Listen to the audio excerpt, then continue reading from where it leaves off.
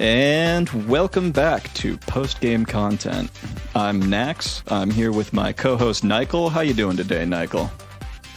Well, I was good until this very moment that we're currently in right now, where I now have to name nud. I hate this. I'm sorry. I'm sorry, bro. You just end the episode now. I hate this. Would it surprise you to learn that I have that effect on a lot of people, of being the worst part of their day? No, it would, because I've had some shit days recently. I've had a good day today for the most part, and then I get here, and I don't know. I'll just start blaming you for all my problems, and then we'll see what improves. This actually transitions into my first question of the episode, which is, what was your bright spot this week? What was something good that happened? Oh, God. Why do we got to be positive here? Why can't we just focus on the negatives? Especially with the topic of today's episode. A bright spot this week. Let's see. I got a free MacBook Pro. That's pretty good. That's a pretty good. That's not a bad one. That is a... What's funny about that is before we hit record, you told me about two incredible things that happened to you. One, you found a pristine copy of Metroid. And two, you got a free MacBook Pro. The price per dollar ratio to happiness, as much as I love Metroid, I had to pay money for that. So, got it. Albeit a very small amount. Max is not. I did find. I'll give a shout out here. There's a little place in the middle of Buchanan, West Virginia, that I just heard about the other day. It's called Pre-Played Media, and they have a ton of complete in-box games. They had a sealed copy of Final Fantasy IX for PlayStation 1 there, and Final Fantasy Tactics sealed for PlayStation 1. Like, just some random good game. Anyway, Pre-Played Media, Buchanan, West Virginia. If you're from there or near there, it's worth the drive to check out. It's nice. Anyway, I am collecting Metroid games complete in box, sealed in box. Obviously, the old ones, I mean, upwards of $30,000 for an OG Metroid. And I did find a complete in box, really good shape there for like $150, which is like... That's not, yeah, for a collector's item? No, that's a really good price. That condition on eBay would go for like $400 or $500. So... really happy with the find. So, but free MacBook, awesome. More importantly. Yeah. Seriously. Now that's mine. Enough about that. What's your bright spot, Max? Other than the fact that you locked yourself out of your house. God damn it. My bright spot today, Michael, is that I managed to get back into my house after locking myself out. Good for you, man. You know, honestly, you look for the positives in the little That's things. pretty much it. My only concern is that my neighbor was out on his front patio as I was like, he just staring at my ass as I crawl in through the front window. So at any moment, at any moment, this podcast may be interrupted by the cops. So I have a piece of mail next to me with my address on it. Hey, that's happened to you before, though, and that didn't go so well. It was a 2-year battle, remember? You told me that I don't want to talk about it. Oh, man. Well, for the record, I hate this question, thank you, because I don't like to think about things in a positive light. Michael, we have one of the most positive gaming experiences of recent memory to talk about today. Something that you and I have talked about for a very long time and been leading up to, and up until tonight, really haven't discussed in depth. Actually, that is true. I didn't think about that. We have been... It was kind of funny because obviously you could probably tell by the name of the episode what we're going to be talking about. But when the game came out, I think I had more of an opportunity just based off my schedule to jump and play a little bit more into it than you did initially. So I'd gotten pretty far through the game, and then it was funny because I don't know if you were doing this as well. I was watching what achievements you were unlocking, and then whatever ones were still a question mark for me, I was like, what am I missing? Because I know I'm further along because he doesn't have this. Like, what am I need to go back and do XYZ thing. So I was like tracking your progress, because every time I would even message you about anything about the game, like you hard blocked me. You're I don't want to know. I don't want to talk about it. I shut that shit down, at least for the first playthrough. And it's funny because this is the first FromSoft game that's come out, obviously, since we've been friends. So, like, that first experience, this is the first time where I know there's somebody out there who's exactly as invested as I am, and trying to play blind while also wanting to talk about all the cool shit in this game was a really hard, like, balance for me. You know what I mean? Yeah, trust me. I mean, I'm in the same boat as you. So for anyone that doesn't know, up to this point, we're talking about Elden Ring right now. And let me tell you, this was unique because whenever we say that our friendship was literally founded around like Souls discussions and like nerd talk, this wasn't like a Max and I didn't talk about Elden Ring for 2 weeks. Max and I basically didn't talk for almost 2 weeks. Like, that's not an exaggeration. There was so sprinkled true. In like podcast discussion, but like outside of that, it was like radio silence between the two of us. Yeah. And like there would be random things I would literally type out, and then I would just get a nope, not yet. Or something like that. I put the kibosh in a lot of that. So I'm excited to finally be able to like sort through a lot of, initial impressions. And now that you've had a chance to complete the game multiple fucking times because you're a monster, like, how those thoughts have evolved. I am so ready to talk about this game. I think this is, so obviously we're talking about Elden Ring. One thing I want to say is we're releasing this episode as episode 2 of our show. Mm-hmm. And in the future episodes that are coming were recorded pre Elden Ring release. So before this one was recorded.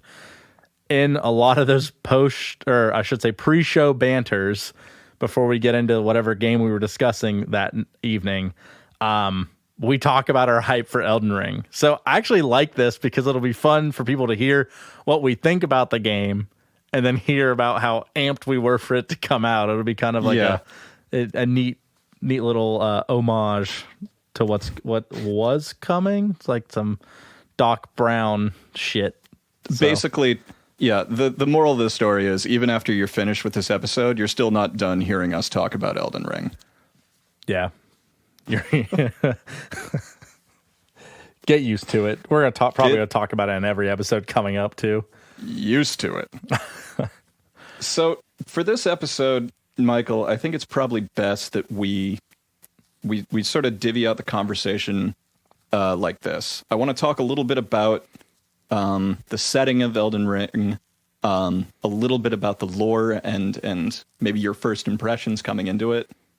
I want to talk about it as it fits into the history of open world games, and then how it fits into the history of FromSoft games.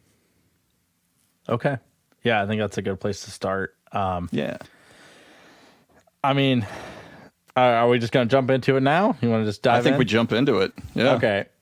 So, first of all, it's going to be hard to look at this game and from a perspective of like just a regular open world game, because I feel like as a member of like the Souls quote unquote community for a very, very long time, I had some preconceived notions about the vagueness of the story, while a lot of those people out there who haven't played a Souls game are walking into this with this opening monologue, and then they walk into this open world and get insulted literally as they walk out into the fresh air. And I'll tell you this, walking out and touching that grass was the only grass that I touched, real or not real, for weeks after this game launched. But I digress. So just bear that in mind as I'm trying to like scrounge for words. But what does benefit me here is the fact that I'm still playing through Horizon, because that game, as large as Elden Ring is, might be bigger. Like that game is just, the second one is just huge. So I have a good baseline of what to like compare this to other open world, show me everything all the time, markers and objectives kind of deal. So, right off the bat, walking out into this, to the world post tutorial, I didn't feel overwhelmed. The map itself obviously is kind of shaded to you at the beginning of the game, and I like how they did that because it gives the idea of says, okay, don't rely on anything, go explore. And, right. And so as I start to walk around, I get this idea of like looking around, seeing, okay, there's a lot of places I can go, but at the same time, the world itself is so contained around you. The trees create natural paths, and the mountains tell you where you can and can't go, and the structures that are kind of falling in on themselves, and just the valleys and the rolling hills kind of create just a natural way of leading the character through certain areas, all that have their own little secrets or items to pick up and things like that, just right off the bat. Right out the gate, giant dude on a horse that beat a lot of people's asses many, many, many times. And that's not just, trust me, that wasn't just for your new Souls players. That was Souls vets too. Trust me. Everyone had a problem with the Tree Sentinel. Probably. I think everybody's... Go ahead.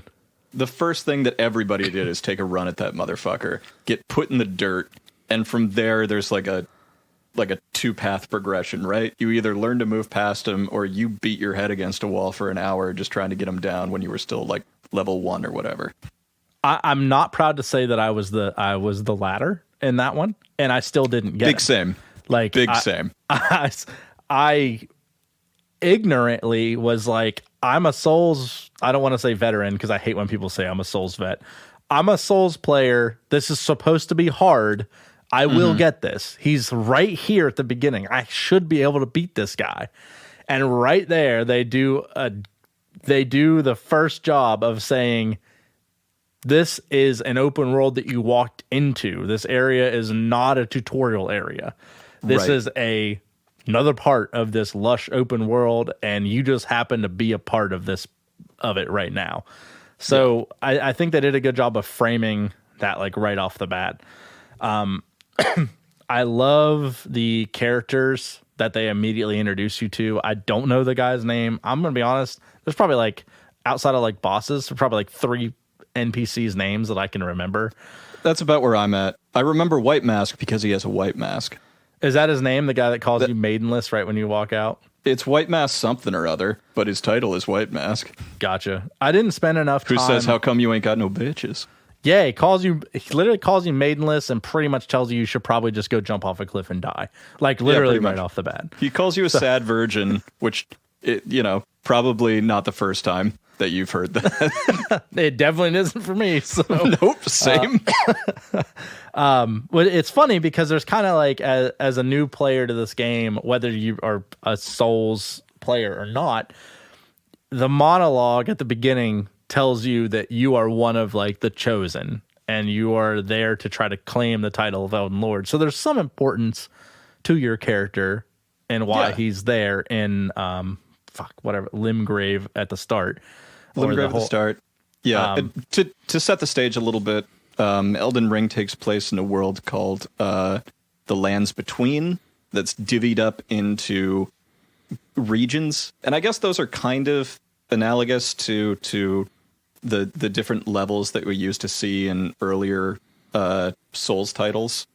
They kind of mark your progression as you're going through the world, and as you play, more of this continent sort of opens up to you. Yeah. But yeah, you start in Limgrave, which in and of itself is a fairly large map, and it's a good introduction to this new sort of open world structure without completely overwhelming you from the start. Yeah, and that's, I want to go back to trying to frame this from a perspective of just an open world player. One of the things that you'll immediately start to notice is that the game doesn't, at least at the beginning, it doesn't say, hey, you can't go there until you do X, Y, Z. Some things in the game you can't do until you do that, but the game always has other paths, albeit difficult, that you can take to progress to other parts of the world without having to complete said mission or said boss or some world event. Absolutely. So the game, it will punish you. And if you're, like you said before, if you beat your head up against the wall hard enough, you'll eventually power through. But you can run from I mean, shit, from Limgrave, you get Torrent in the first 30 seconds if you know what you're doing, and you could sprint all the way to Redmane Castle, all the way down in Khalid if you really wanted to, just right across the map. So it's really up in the hardest place you'd have probably getting into Larunia or whatever it's called, where the Royal Academy is. So so that right off the bat, that's one of the things it does. It is a true open world. Just comparing it immediately to Horizon, once you get into Horizon, you're stuck in the beginning opening area, and before you can proceed into quote unquote the Forbidden West, there's a whole 8 hours of gameplay before you can even go past the gate. So in missions you have to complete. There's no secret or hidden way to get around it to progress to the world. And Elden Ring does a good job of making the player feel like you are truly in an open world and you are truly able to explore that freely and learn things your own way. Sure. And I think part of the reason why that might be a difference between something like Horizon and this game is that Horizon has preset characters and a narrative that it wants to tell. So it has to kind of control your progression, at least at the start, because, this is a story about a character, not about you, the player. And Elden Ring takes a very different approach where it's much more freeform. You're dropped into this world, and how you progress and the way that you interact with it is entirely up to you. There isn't a preset script about what your character wants to do. I say that, and there's positive and negatives to that, and I think we'll get into that a little bit more. But yeah, I think there's a lot of really good lessons that this game teaches new players right at the start, and the Tree Sentinel is such a good example of you're gonna have to pick and choose what you do and do not fuck with effectively. I mean, and I personally, I did the same thing you did, where I beat my head against a wall for, the better part of an hour before realizing, this ain't gonna happen. And then every time that I would upgrade my weapon or level up, I'd go back to that church that's right in front of him and take another run at him. And then after a couple of attempts, I'd get put in the dirt and go, okay, it's not gonna be this time, but I'm getting closer. Yeah. Yeah, for sure. And I think that the game does a really good job of creating I don't want to say just like a world, but and I don't even mean map, but just a natural flow that allows you to, in a sense of importance, and something like, I don't want to miss things. It's not even like the completionist in me, but when I left the Tree Sentinel, it felt like whatever's here, this is important, and I need and want to come back to it to finish this. So I would go on and do other things, but in the back of my mind, it was, there's this, and the game, something that no other, I'll refrain from comparing it to other FromSoft games. One of the things I liked about this was that the marker system that it allowed, even when the map wasn't available to you at the point, let you still put something down that said, hey, I want to come back here. I'm going to remember this. And I like that had it, because a lot of those other ones, specifically Horizon and a couple others that I can think of off the top of my head, if you don't have the map Fog of War cleared or something of the nature map unlocked, you can't use that portion of the map. And what I like about this is that your player has an idea of the world that he's in. There's just not a specific area, because if you take into account that your player, by the nature of the story, is guided by the sights of grace, then he would have the ability to be able to say, okay, next to this site of grace is where this would be. So I like that they kind of integrated that in the way that even though the map for that area wasn't unlocked, you could utilize a sense of direction to be able to point your character back to the things that he found was important, or they found were important to them.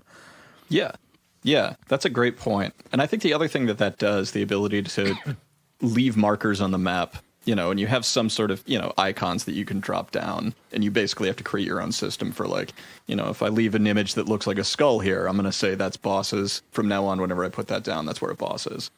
It eliminates what I think is a lot of hand-holding that a lot of open world games do, with things like a quest log. Where I'm so guilty of this whenever I play games like The Witcher or Elder Scrolls or any of that. You don't have to pay attention to much, in terms of dialogue or context. You can skip through a lot of what characters are saying to you because all your important details are recorded for you in a little journal, and you have a map marker that tells you where to go next. Mm-hmm. And it's kind of become a staple of the genre. Elden Ring does away with it entirely, and it's so much better for it. None of your interactions with NPCs are tracked, so it's up to you to remember, okay, this guy was super memorable. I want to keep track of where he's going. This was an interesting boss. I can't beat him right now, but I'm going to put something down so I can try to take a run at it later. This area is too hard.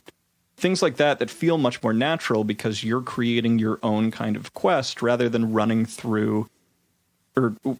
it feeling like running through a preset script that somebody has laid down for you. Yeah, I think that's a fantastic point. Given, like you said, you're not playing the role of a character that was, part of this grander story. You are the character that's part of this grander story, and you are just living in this world. So the fact that you're creating someone and placing them there, you're not playing a predefined character, allows you and makes ultimately you feel so much more connected because, like you said, you get to craft how important XYZ character is to you, and that's why they have these like really creative NPC storylines. You can go you could play this game 1,000 times and not even talk to a certain NPC and now not even know. Yeah. And I know that there's NPCs I still haven't talked to, and I've played through this game 4 times already. And the idea that, there was a point that you had made that I really had something I wanted to say on. Hopefully it comes to me so I don't sound stupid. Was it more about how I locked myself out of my house? No, I figured I'd give that one another 15 minutes and then interrupt you really loudly while you were talking to bring it back up one more time. And I'm really looking forward to that. No, we'll move on and I'll come back to it if I can think of it. But I like the idea of that it drives. What I was going to say. Okay, I found it.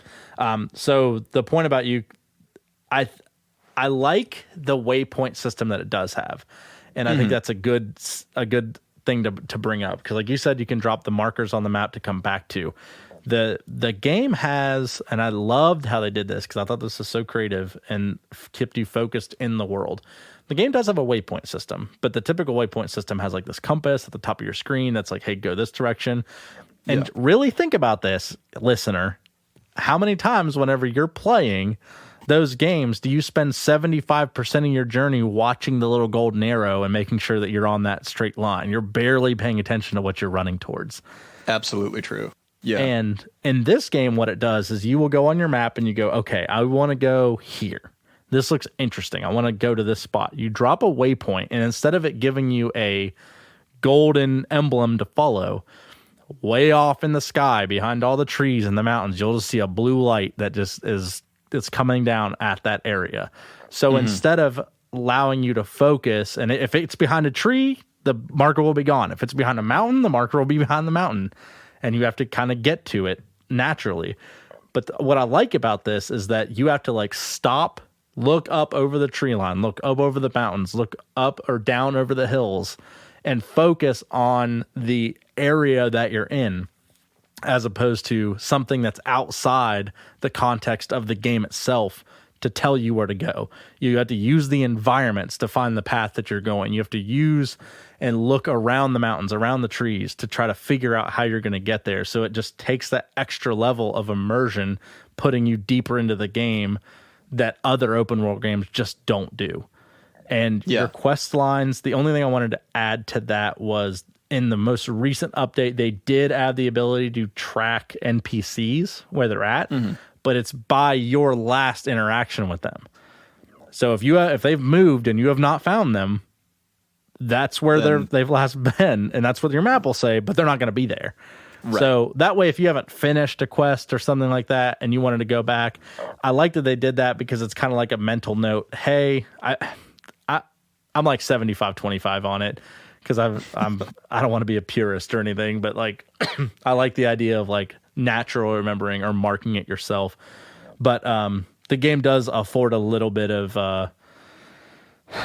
of mistakes and forgetting and things like that in that aspect, specifically and only with NPCs. Right. Which I think is fair. And it's I think entirely forgivable that a lot of these NPCs are front loaded, especially when you visit the Table of Lost Grace for the first time, that hub area where you'll meet a lot of NPCs right up front, very early on in your journey. And you may kind of forget about them, or you may hear another character out in the world mention their name, and you don't remember who the fuck that guy is, or if you've met them. Like me in real life. Exactly. Yeah. I mean, that's exactly what I do.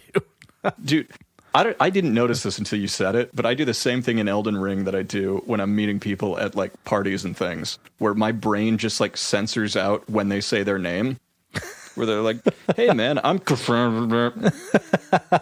nice to meet you," and then I'm boned for the rest of my life. I just have to be like, "Hey bud." Hey bud, that's why you say that to me all the time. Oh, I get it. What's up, bud? I called you Nykel at the beginning of this. Thanks, I hate it. One of the other things, and this kind of goes in with the interactivity with the world, and this is something I think you and I talked about whenever we were kind of looking into like the aspects of the game in relation to the open world. Me as a person, I get what you call item anxiety in games. And I go, I will need this at one point and I will never use this because I will never actually need it, is exactly what happens. I know what you mean. Yeah. And Elden Ring does this thing to where the crafting in this game can be entirely optional, and God bless you From Software for doing that. Seriously. When you're in Horizon, and I apologize for drawing this these two and comparing them so much, because that's just the most other recent one that I've played, and it suffers from every cliche open world issue out there, other than narrative. Great story. The idea that you have to craft or go out and hunt animals or pick berries or fucking grab a rock to be able to make your character better is frustrating. Right. And what Elden Ring does is it gives you the items that you find in the natural world, really outside of wanting to engage in some heavy PvP or helping your friends out, allow you to do that without having to farm. And if you don't want to farm, there are ways to do that without actually going out in the open world and farming those materials. Other games don't really have that. If there's a crafting system in the game outside of Breath of the Wild, it pretty much forces you to utilize it in some fashion, or at least strongly rewards you for utilizing it. And I really don't even feel like if you are utilizing the crafting system in Elden Ring heavily, that you're going to be in a great spot. I mean, outside of like maybe some poison or scarlet rot debuffs, or I should say cures, I really didn't use it that much. No, same. I mean, I used a little bit of it for like weapon buffs, so you can form certain oils and things you can rub on your weapons to increase like blood or bleed damage or things like that. But you're right. The nice thing about the crafting material or the crafting system in this game is that it's entirely supplemental. You're not relying on it for things like primary ammo, or you can never like forge different weapons from it. It's there in what I think is a kind of naturalistic sort of approach. Like, it's just things in the environment that'll help you out a little bit. Maybe give you an edge, but never necessary items. Which is something that I was really worried about in this game going into it. Because that's I find that kind of thing so tedious. And maybe this is part of why I bounced off Horizon, is that you're forced to do a lot of crafting. Yeah. And the gathering in that game is not quick. There's like an animation every time that Aloy dips down to like grab shit off the ground. And it's not a huge thing, but seeing it over and over again when you just want to make a couple more arrows can get grating. Yeah, I agree. And I will say, and I'll say this, and we can move on from that point because I don't want to spend too much time talking about Horizon. I'm sure people are sick of it already. I had the same complaint with Forbidden West, and I actually bounced off of it a little bit with Elden Ring because obviously Elden Ring is Elden Ring. Right. But when I came back to it, they had just released a patch that eliminated the animations for item pickups and thank God. And lowered the cooldown for crafting. So things are almost instantaneous now. And also, Aloy shuts the fuck up a lot more. So, but yeah, I mean, even like when it came to the items for Torrent, the spectral steed you get in Elden Ring, I didn't even find myself. I didn't even know in the first 2 playthroughs that there was even an item you could get to heal your freaking steed. Yeah, I was like, I never used. Yeah, I mean, the horse dies. I don't know if you've seen the meme, and it's so true for if anyone out there hasn't played it. There's like, if you take on a scale from 1 to 100, 0 being Torrent standing on the ground and 100 being how far it can fall before it reaches death, there's an area at about 96 feet to where Torrent can jump down and be fine. And between those 96, 97, and 98, Torrent will take damage. And then 99 to 100 and anything below 100, Torrent will die. And you'll die too. For some reason, you'll die too. I don't understand that, but fuck me. I don't know. I probably died more to fall damage and death than anything else. I'm trying to suss out. That was like impossible for me. In the same way that I think I'm really bad at like, if you're at a party and you have to guess how many people are like in the room, I can't do that shit. Same thing with like looking over a cliff in Elden Ring. Like, I have no idea how to assess whether or not a drop is going to kill me. Well, yeah, and that's the problem is like, I almost feel like they didn't apply the same fall damage in different areas, because I swear to God, there were areas that I would jump down and I would just be fine running, and there were others that were like 30 feet less height, and I would jump down and I would die instantly, and I was like, what the hell is going on? But I digress. I mean, the world was just so incredibly designed from like an open world standpoint, if you combine the crafting situation, if you combine the navigation as far as like the map goes, and even the navigation outside the map, just exploring, it was so rewarding. There is no emptiness to this world. Like so many games just feel like I'm lost in the woods, which, don't get me wrong, can be a really cool feeling. But even when there's like nothing, especially in like the Mistwood area near the beginning, it's like east of Limgrave, where like the giant bears are. Oh yeah, like even whenever there's like one ruins in those woods, and that's where you can start like the wolf quest line thing, the howling wolf. There is like the mystique of just like roaming around the woods, not knowing what's next. I feel like there was a lot of bosses in this game, a lot of really shitty, easy bosses, but there's also a lot of like well-crafted areas that lended credence to why a boss would be there, or why, they found their home in these woods, or why these ruins were like part of this area. And just exploring in this game was rewarding in a way that I've never seen in any open world game. And it's not just because it was a Souls game, it was because it was just intriguing. Like, you want to look over that hill. It was like, I don't know how many times I was like, I'm going to jump off for the night, but first I'm going to go over to that mountain. And then I get over the mountain, I'm like, well, I'll just go down the hill here real quick, or I'll find the next site of grace. And it was so rewarding. That's one of the things that I really loved about this game, is that I think a lot of open world games are so worried that their player base is going to miss something that they've developed. And fair enough, right? Because they spend a lot of time building all these cool assets and stuff. And if nobody finds it, then that's kind of a waste. And so a lot of times you'll feel like the game is sort of signposting you towards some of its most cool content or moments. Old codger ahead. Yeah. And Elden Ring is so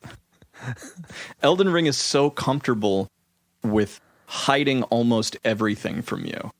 And that's what I think creates this sense of real surprise and interest. There are whole ass like weapons, bosses, entire areas that you can go through the entire game and feasibly never find. I in that same like woods area, where you first find the elevator down to the underground section of, I think it's Sophia River. Yeah. Sophia River? Sophia Coppola River. And it's this big elevator, and you think it's going to go down to, at least I thought it was going to go down to like another mausoleum or something like that. At least to hell with as long as it took to fucking get to the bottom of it. Jesus Christ. And I jumped off halfway through, so I had to reset the elevator because I'm an impatient asshole. But... Dead. Yeah. But it opens up into this huge cavernous area with this like crazy galaxy kind of effect running through it. That's just, it's such a surprise. It feels like there's a whole world that you didn't know was there, sitting underneath this already incredibly expansive environment. There are so many moments where I was playing this game that I thought, like, how did they do this? You know? I mean, that's always been like the staple of From Software was to, I mean, the jaw-dropping, like almost lenticular level design, like how it just stands out in comparison to literally itself, like is so neat. And like just the skylines and the purple clouds, like how is this world existing on the top? This world's so massive and there's a whole other world underneath of it. Like, what the hell? And then there is no end to this world either. And that's what I really like about the way that this world was structured in the way compared to other open world games, was that they don't give you, even though you don't have a map, you open the map before you find the official map, and it has like this small area. I mean, it's not small, don't get me wrong. It's absolutely huge. And it's like you open it up and it's like the square and you're like, holy crap, like there's a lot of stuff to explore here. And then you find the map and then you move further west or further east or further north, or even further south, and it gets a little bit bigger. And you're like, holy shit, this is massive.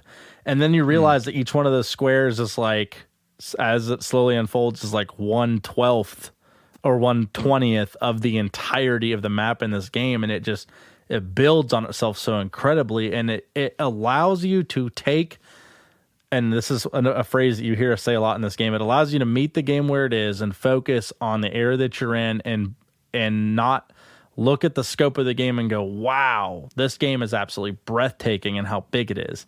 It allows you to look at what's in front of you and say, wow, look how amazing this area is. Let me explore it. Let me really get into it. Let me dive in.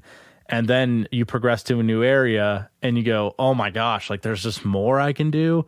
So it lets the player gradually be impressed and gradually find these awesome, literally awesome moments and worlds and areas to be enthralled in, and doesn't spoil itself as it goes, even though you have a natural and completely free will and movement to do so. And it's just such an incredible balance that it strikes.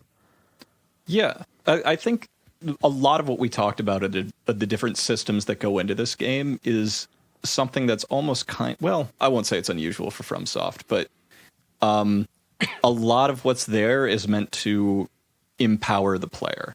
It allows people playing this game to sort of enact their own will on this world. And what I think is really cool is that there's some narrative cohesion there, and that really ties in with what the story of this game is. You're brought into this world that's sort of like most FromSoft games, kind of at the end of its rope. The order that has kept everything moving, like it literally keeps the stars going, has fallen apart, and somebody needs to step up and become the new lord, and dictate the new order of the world. And this is kind of a departure from a lot of Souls games up until this point, where a lot of the main plot of the story is over by the time your character hits the scene, right? In Dark Souls 1, Gwyn is ostensibly the main character because he's the one that makes everything happen. And you're just kind of on the cleanup crew. Most of the big events of the world are done by other people. In Elden Ring, that's not the case. In Elden Ring, your character, by virtue of their own actions, creates massive, massive changes to the world and its environment. And one of the most obvious sort of examples of this is the Erd tree, which is this massive sort of central spectral tree that's kind of a guidepost throughout the entire world. No matter where you are, you can use it to sort of orient yourself. And you can burn it halfway through, creating this like huge kind of visual example of the effect your character has had on the world. You've basically taken a major part of this mythology, this sort of central symbol of the religion of the lands between, and set that shit on fire. Like that's a crazy amount of power that they've given to the player character in this game, as opposed to the Dark Souls trilogy. Yeah, I mean that's a good way to think. I didn't think about it like that because like whenever in any Souls game, when you walk in, like say to any boss, bringing it back to like an individual one-on-one basis, to any boss, it's almost like they're taking a breath and they turn around and they're like, oh god, another one I got to deal with. Yeah. And then like there's you enter your character. But in Elden Ring, it's like you walk in and the characters and the bosses and the NPCs, they react to your presence. They are some of them are impressed by you, some of them are angered by you, some of them are just enamored with who that you're even there. Some of them are just pissed off. They're looking at you fucking Crucible Knights. But I mean, the idea that your character has larger implications, it's interesting because they've never done anything like this before. Because you could argue like Sekiro, but Sekiro was one of those narrative-driven games, so it kind of sits outside the bounds of what a traditional From Software game is. And then I think it's fair to say that Elden Ring is a continuation of the Dark Souls series much more than anything else, even if it takes influence from things like Bloodborne, like Sekiro. Right. Yeah, for sure. And I just think it's a really interesting way to look at it, to where this is, when you're comparing this to other FromSoft games, you're getting something just entirely fresh, but just it is 100% inspired by every single aspect from every single project they've ever worked on. And ultimately, I think they would just I think they honestly could just go, okay, this is what we meant to do all this time, and they could just hang up the towel, and I wouldn't even be surprised. I really wouldn't. So we're done making Souls-like games now. Get ready for Armored Core for the next 15 years. Oh so my God. Please do that. But no, I think just if we're moving into like the comparison to other Souls games, obviously one of the bigger touching points, and I don't want to touch on this too broadly because I think this is something that we'll likely want to revisit on the show later, just naturally because of our love for the From Software games as a whole. But the lore aspect of how Dark Souls handles its storytelling versus this game, they're very similar in that they're very, very tied to what your items that you find and the characters you have. And a lot of people aren't a fan of that type of storytelling, but let me tell you as a listener why that's important and why it's so profound. Because if you're moving through these games and you are showing up at the point in time where your character is in this world and existing, arguably after everything has gone to hell, the world's literally falling apart, what are you going to use to tell you the story and to figure things out? And it's going to be the items you find, the environments, the writings, the texts, the messages left by those who came before you to figure out and piece together the story. You might be able to do things and accomplish things, but those accomplishments won't have any meaning until you can piece together why you had to make that move.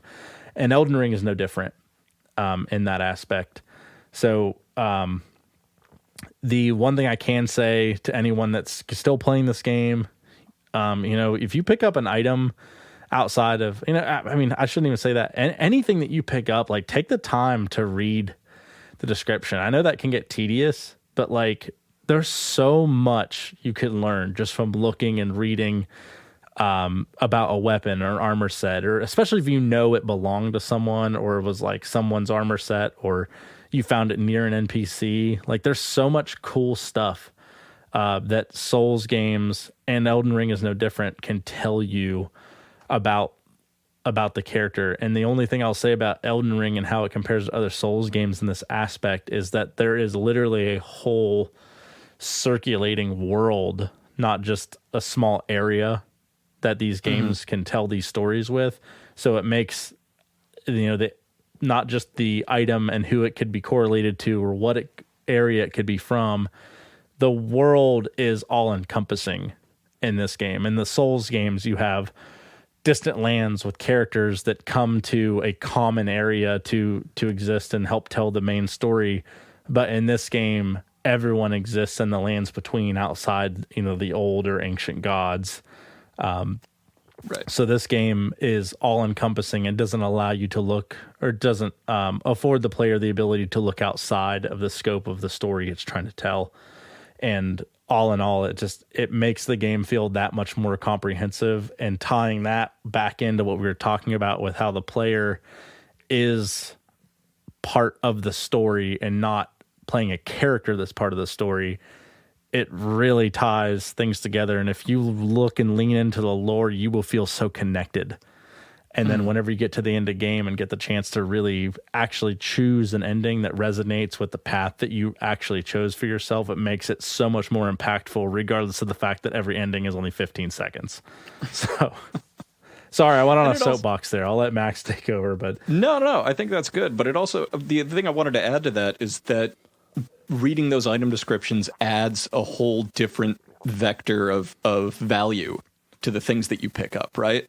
Mm-hmm. Where, like, even if you find weapons or armor that don't fit your build, it's still fun finding those things because of item descriptions like that and the flavor that it gives the world, and helps you better understand, how the different factions of this world kind of fit together. So it's kind of nice that there isn't just stat-based value that can make the world feel kind of cold and video gamey. Instead, all of these armor parts, or, what have you, anything you find in the world, also has value from a narrative perspective, where it's pieces of the puzzle, effectively, and gives you a new way of understanding the environment that you're in. So there's a narrative reason to explore as well, not just to level up your character. And I think that's really cool. Yeah, I think one other point that I want to make, and it kind of runs tangential to that point, is that I love that to play this game comparatively to other Souls games. As you're running through a Souls game, there's a very, very defined path that the games have you take, and there are some optional areas and some optional things that you can do, but I would say the optional area to defined path ratio in a Souls game is like 90% to 10% ratio. Maybe for a little bit in like the later entries, but in Elden Ring, I would say the defined required path to to optional is like 5% required, 95% optional. I think there's over 125 bosses in this game, and I think only 9, was it 9 or 12? It's like I know it's sub 15 are optional bosses. So, but the cool thing is that there's so many more than those 15 that are tied to the narrative. And of those 15, all of them have like interconnections and like are connected in some way to other bosses, and how like the Crucible Knights are part of this faction. And I don't want to get into the specifics. I'll let Vaati handle that. But like we all just lean on Vaati.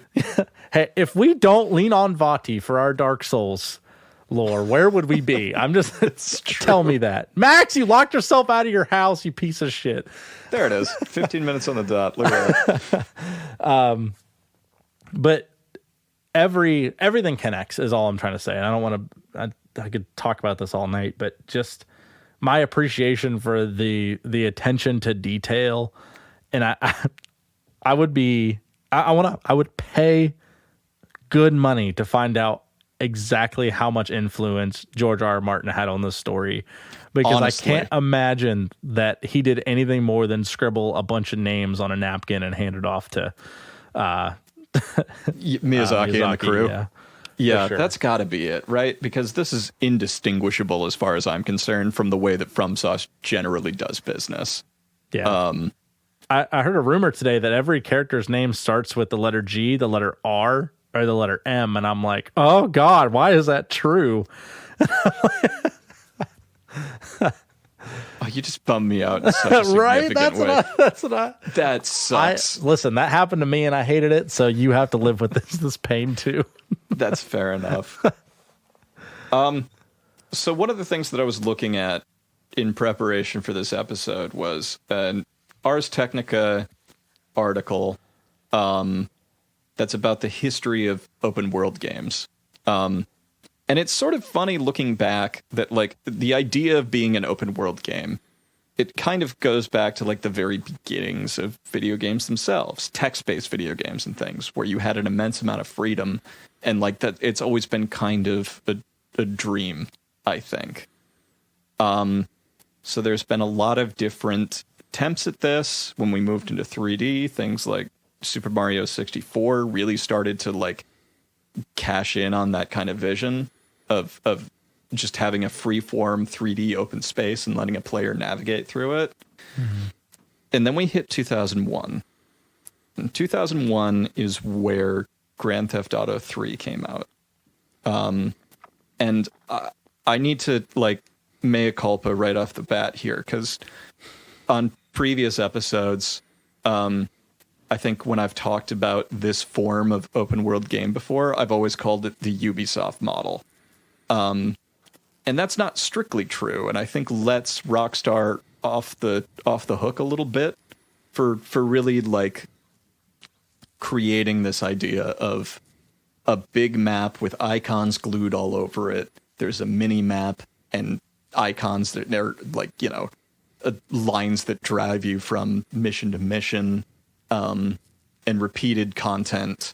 It'll say it has 150 missions, but really there's 15, and you just do each, like, X number of times.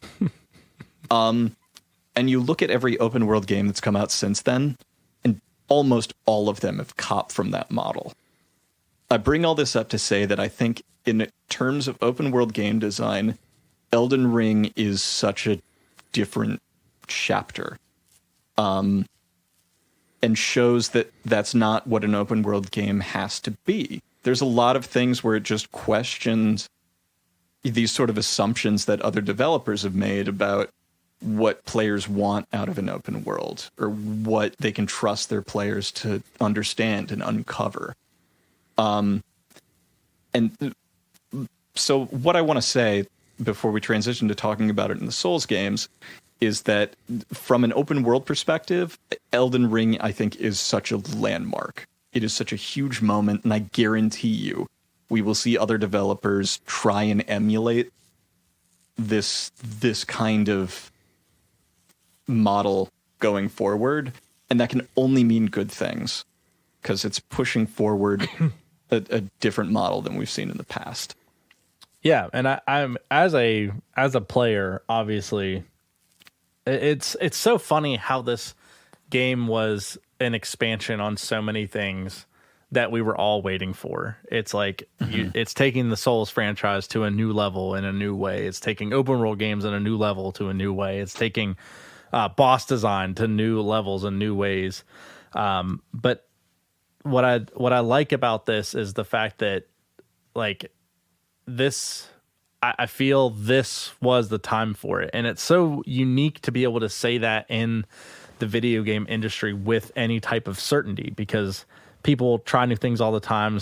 There's a lot of successes, a lot of failures, but nothing has ever been. Well, let me say it like this: in the age of games, your Call of Duties and your Fortnites and everything like this, everyone has this insatiable need that, I'm sorry if this offends you, for new things all the time, something to satisfy that pit in their stomach for a new game or a new craving that was created by, these dollar store junk food games like Fortnite, like Call of Duty Warzone, things like that. And whenever a game comes out that breaks every sales record in the history of video games, shatters 12 million copies in the first couple weeks, and just literally gets the highest rated game of all time, and it literally is a stray away from every single stereotype in gaming to literally the opposite degree. It tells you that we were ready for new things. It tells you that this was the time for this. And just to touch on the fact that this can only be good for gaming, think about all the things that, outside of From Software, if we just look at Souls-like games that were just tremendous successes, Lords of the Fallen was probably one of the first Souls clones. Great. I didn't really care for it, but it had a great reception in the Souls community. And it's funny because there's kind of like factions. But, Code Vein, Neo, Mortal Shell, and like Lords of the Fallen. And then you take that same concept and apply it to, different genres like Metroidvanias, where you have Hollow Knight and Dead Cells, and you have like Ender Lilies and all the Fist, all those types of games that are like that. And this expanding this model onto the next generation of games as a whole is only going to make things better. And even if people, you have your purists out there, they're like, well, it's no Elden Ring. And you're right. It won't be. What we should take from that is not gatekeeping. We should take the idea that this is the inspiration for what's coming next. And we should embrace that as a gaming culture and not try to gatekeep everyone from being like Elden Ring. So, yeah, no, I couldn't agree more. You think of this as it's a artistic inspiration as well as a mechanical one. Like you mentioned, everybody has aped things from Dark Souls. It has been easily one of the most influential games. I think it is to the 2010s what Ocarina of Time was for the 1990s into the early 2000s. It is such a landmark moment, and I think it's possible that we're witnessing that again from the same developer, which, as far as I know, is just, that's unprecedented. Maybe Nintendo when Breath of the Wild came out. But it's a huge, huge moment, and I really want to take a moment just to recognize that. And I'm excited for when we revisit maybe FromSoft's library up until this point, a year from now, to see the retrospective or the echoes and reverberations that this has throughout the industry, because I guarantee you there will be an impact. I hope there is. If there's not, then gaming as a whole has learned no lessons. And everything else to this point has been a lie. And I don't know how I can emotionally cope with that. So, go ahead. What I wanted to ask you, Michael, is kind of taking in the scope from open world games in general, and now talking about Dark Souls games and FromSoft's library. How does Elden Ring stack up for you against some of the other games in the series or the developer's previous work? So this is a tough question. I've been asked this by a few people, being one of the only people that within my group of acquaintances and friends that have actually finished the game. Not that you haven't, just some of the people that I immediately talked to. It's really hard because one, you have to, I feel like with FromSoft games, you really have to bounce off the idea of nostalgia because, and this is coming from someone, don't hate me, people out there that are Souls fans, don't hate me for this. For the longest time, my favorite FromSoft game was Demon Souls. I loved it. I loved it so much. But then that was because I didn't have an appreciation for the lore yet. And I played them all with a sword and a shield and didn't, I literally beat my head against every single one of those games until I finally won.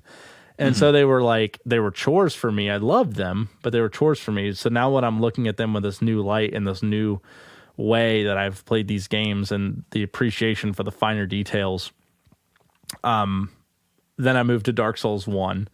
And then I still hadn't played Dark Souls 3. You forced me to play it all but anyway.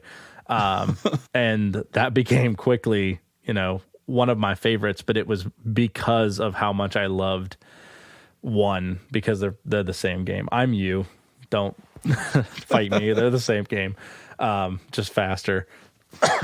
So Elden Ring is it's so different because up until this point, I've been sitting in the same world and the same universe with the same story that kind of connect everything, and playing Dark Souls 3 for like the 10th time through just because there's no online mode anymore.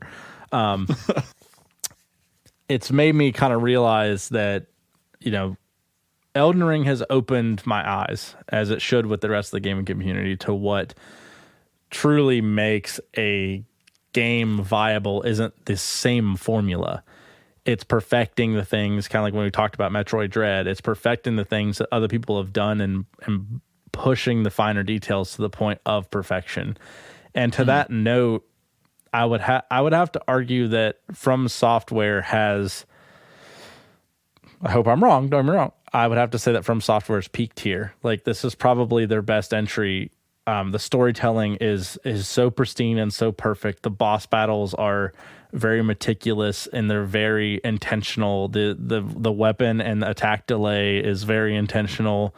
And the broad scope of play styles that this game opens up, not just from the boss angle, but just from the items and the discoverability, all the way down to just playing the game with ranged weapons, which is unheard of in other Souls games. So this is just it has not been until this game where they have opened the door for players to choose any play style and it to be a viable option. And before then, they were trickster plays or a stream category. Like, I know the all bow run of Dark Souls, but this game is truly affording everyone to play at their level. And it's the most inclusive of the Souls games without isolating those people who truly are experts at this game type. And I feel like it does a good job of not gatekeeping in any of those categories. So I know there's a long-winded answer, but it's my way of saying it's close, but I think Elden Ring really is the pinnacle of the franchise as a whole. So I'm glad you talked about the accessibility of this game, because I agree completely. And one of the things that I think differentiates Elden Ring from Bloodborne, Sekiro, the other Dark Souls games, is that part of it is its intent is different, where they put such an emphasis on that customizability of character. And I think it's a really good, we'll talk in a little bit about who this game is for, but if you're new or been maybe scared off from some of the other FromSoft games, Elden Ring is an incredible starting point. There are so many different ways to mitigate what is initially up front a kind of overwhelming difficulty based on, different builds, different summons, help from other players, an entire and full robust magic system that can absolutely trounce bosses and is completely broken. 100%. Yeah, but it's there for a reason, and that reason is to make sure that anybody can put together a character that they feel comfortable sort of navigating this world with.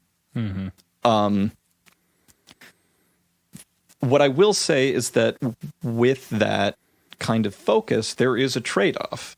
One of the things that I love most about FromSoft games is, there have been a couple of moments in games past where, I beat a boss and I put down the controller and I literally have to do a lap because my hands are still shaking. Mm-hmm.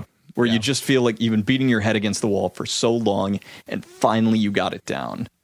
And I didn't have that moment in Elden Ring. I think part of that is because when you give players so much freedom and the ability to go anywhere, what you're giving up is a little bit of control over their level progression. I had done a ton of exploring around a lot of different areas, and it felt like by the time I hit the late game, I had just climbed over the difficulty curve. So the last couple of bosses were like, the last boss of this game was a 2-run for me. And I came away with it just kind of going, narratively, it's really cool, but a lot of the like fight mechanics or the boss mechanics in this game left me a little bit colder than other entries in the series. And I think that's just kind of it's not like FromSoft is dropping the ball in any kind of way. It's that this game, I think, has a different intent than Dark Souls or I keep bringing up Sekiro because I think that's still going to be like top of the pile for me. The least accessible FromSoft game ever. Yeah, I have to be a gatekeepy asshole. I mean, that's totally fine. I mean, that's the nature of that game. And I really do think my problem with Sekiro is I literally am the least rhythmically inclined person. I'm a shit musician. I've tried to play 3 or 4 different instruments in my life, and I've been told by personal trainers and not personal trainers, but like just a guy at the gym who was like, "You look like you suck at guitar." Like people who do lessons that they're like, I don't think this is for you. My good friend Shane, literally, I was taking lessons from him, and he went, "Sorry, dude, like you're just not good at music." And I think that's why I have such a hard time with Sekiro, because there's very much a rhythm to it. But yeah, so I don't know. I think it's a good point, because there were definitely a few bosses, and I know we actually just talked about this earlier today, so it's actually really cool to be able to just to reference something from the touch grass world. But when it came to like that, you're right, that handshaking boss experience where you get so amped and you finally beat it. Honestly, and I said this to you earlier, I felt like there was only one boss in the game that gave me and that was Melania, or whatever her name is. But I literally said I felt like I only beat it because the RNG gods like smiled on me. I didn't feel like I overcame that battle. I felt like I beat my head against it for probably 200 or 300 tries, which is not an exaggeration, and finally got lucky with the fact that she didn't spam me with the same bullshit move over and over again. And I don't feel like that's a real victory. So I think that's a really good point that I'm glad that you brought up, because I think Commander Nile was the same way. Because I had a lot of trouble with him in my second run after the nerfs. And then what was the other boss? There was another one. I don't remember. Moog, maybe? No, it wasn't Moog. I don't know, but there was a couple other bosses that I really struggled with, but I didn't ever feel like there was a point to where I went, okay, let me slow down, let me figure this out, let me learn, and I'll come back to this with a fresh mind. Go ahead. Sorry, I don't want to step on your point if you're not done. No, you're good. Go ahead. I think there's a pretty good. I think I know why that is. By the way, there's a YouTube channel by this guy, Noah Caldwell Gervais. I'll put the link in the description for this episode. This guy is incredible and one of the best content creators out there, and he doesn't have nearly the following that he should. But he recently did this huge essay about going through Dark Souls for the first time and his experience like not getting with these games to going through them each for the first time up through Elden Ring. And one of the things that he pointed out is that Elden Ring's bosses have the speed and ferocity of Sekiro bosses. You're stuck with a Dark Souls moveset, which is much slower and much clunkier. Which means that in order to overcome bosses in Elden Ring, you're not quite meeting them where they are in the same way that you are in Dark Souls, where you really have to learn their moveset and getting close with them. You're finding a way to sort of mitigate and get around all of their bullshit strategies. You know, you can't really... Melanoma is a great boss fight example of this. You know, for that one super move that goes on for 8,000 fucking years. Oh my gosh, dude. Yeah. It's a matter of getting out of the way, you know, of just like avoiding her for that long. You know, where you're not forced to do quick time dodges or whatever, because you can't do it that way. Yeah. I think this makes Elden Ring more accessible, but probably makes the boss fights less rewarding. Because I had a lot of the same experiences that you did, of feeling like I beat it, but I don't know why I beat it. You know what I mean? Yeah. And it's funny because I very much got the sense of like natural progression. And I really am not trying to take anything away from Elden Ring when I say this, because and it's because I'm really coming to this realization now that we're really talking about it. Like with the Tree Sentinel and with Margit, your first encounter with him, spoiler alert, he is... Good time to do a spoiler alert an hour 15 into the episode. Sorry. But I feel like those were bosses that I did feel that way. Like I really did feel like I was learning every time that I fought them, and it really helped to do those. But I think you're right. In these other ones, I feel like they just relied on, maybe it was the design. Maybe it was, you know, like you said, they were a little bit out of place and were trying to take things from the wrong areas and reapply them to areas that didn't quite fit in the realm of the experience of the player. So I don't know. That's a good point. I'd have to take that back and reflect on it. I will say, as a whole, even taking that into account, I had just a fucking blast with this game, and I still am. It's just so amazing, and I think that's where like there's a hard delineation between the Souls games and Elden Ring. Is like the high point of a Souls game is the boss experiences. Mm-hmm. That is not the high point of Elden Ring. Agreed. There's some 100% really agreed. Good boss battles, but the areas and the exploration and honestly, I think it might be like the top one or number two thing, the stunning visuals in this game.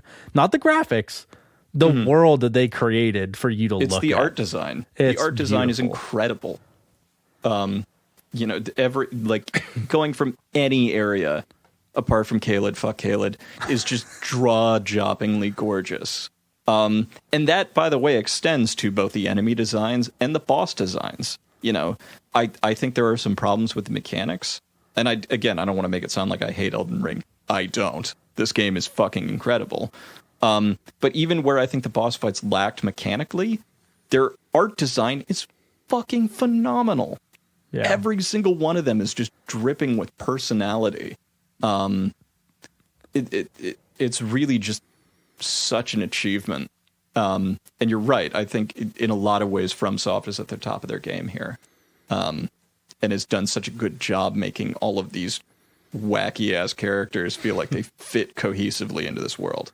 Yeah, that's one of the cool things that I do want to mention. I know this I'm kind of backtracking into other things that we've talked about, but I want to make sure it's discussed because this is really important to me. Like, especially when I'm playing through like, you know, other open world games, or I mean, really any game in general. Every area you come to, it's not like you find the same creatures like across the world. Every area has like a unique like enemy and multiple of them.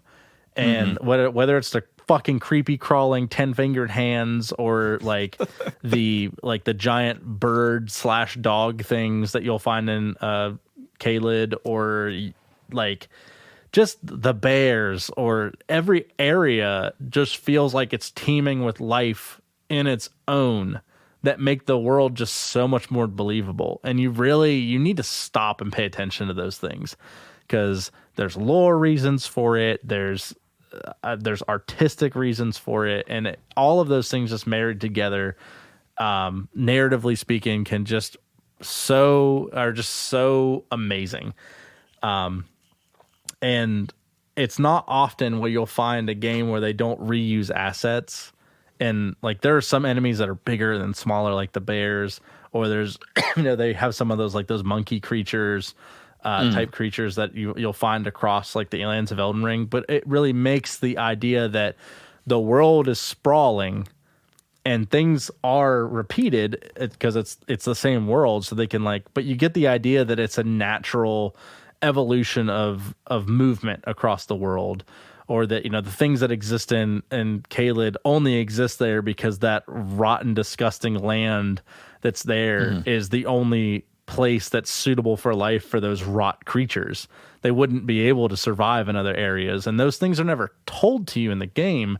It's just, you naturally feel that way in the way that you're playing it. And Elden Ring does such a good job, you don't even realize it without really discussing it, of making you really feel like that's actually true, just based on the way that the game's designed.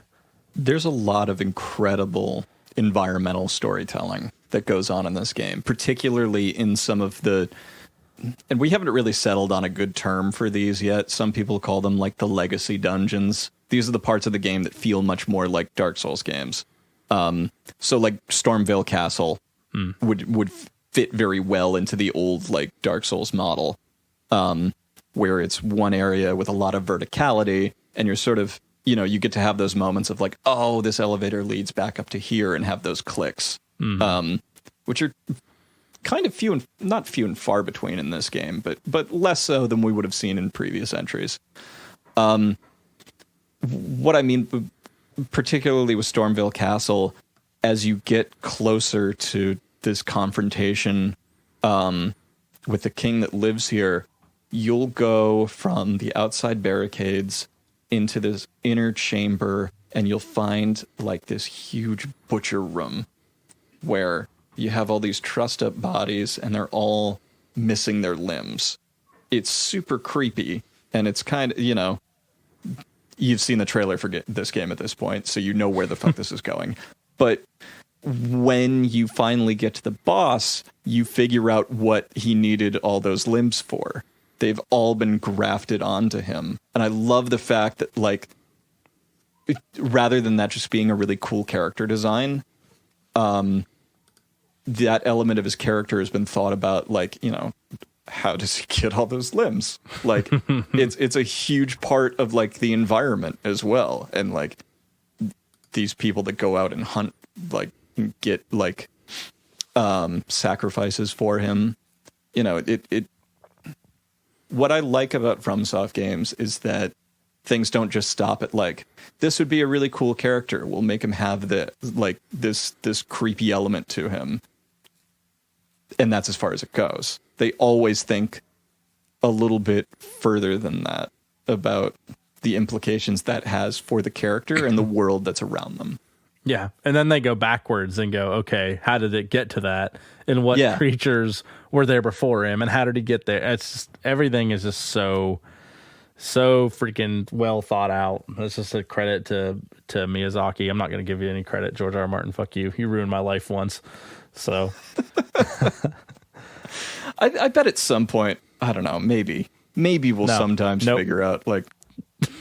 Oh, I thought you were going to credit Miyazaki or credit George R. R. Martin there. Sorry. No, go ahead. Nuts? No. I was going to say maybe someday we'll figure out what he actually did on this game. Yeah. I don't know. I just, the way that this game was created, and just so, like, I didn't feel like as I was traversing through this world that there was a single boulder or patch of grass or fucking giant spectral Viking shooting me with an arrow that wasn't just completely, utterly intentional. Like, it was, every inch of this world has been meticulously crafted and thought out to be beautiful. Mm-hmm. And I literally can't think of a part where I went, well, I feel like that's like a copy paste of XYZ area. I feel like when Miyazaki was doing his test run, he may have found that and fired whoever did that. And we're like, all right, that's why there's 17 underground areas, because someone copied and pasted, and that forced the whole development team into having to create a new area. That was their punishment. I think that's fair. Was there anything in particular that stuck out to you as a glaring issue in the game? I talked a little bit about, and I can't specifically. Okay, yes. So I'll get back to that one because I need to take the time to think about and articulate it. I thought the fluidity of the storytelling could have been a little bit more, a little bit more rigid, I guess. I know I use fluidity and rigid and together there, but like, I wanted to progress the storyline. Mm-hmm. And there was like the sites of grace what you could follow, but okay, if you could follow the sites of grace, good for you, because I couldn't do it. I had no fucking clue where they were trying to lead me. One was pointing this direction, one was going that way, right. And I just couldn't follow it. So there was a point in the game where I ended up in Redmane Castle, and I got to the end of Redmane Castle, and I just hit a brick wall because in the middle of that courtyard, there was a Crucible Knight, and then there was a misbegotten or fell, whatever they were called, creature. And it was a dual battle, and it was the only time in the entirety of that game that I summoned anyone, because I was like, there was no progression at all. Like I was not finding myself overcoming. I could beat the first guy with no problems, but the Crucible Knight just pounded me into the floor. Right. And then whenever I was talking to someone else that I know that was playing the game, they were like, they weren't even there for me. Like, that's where you start the festival.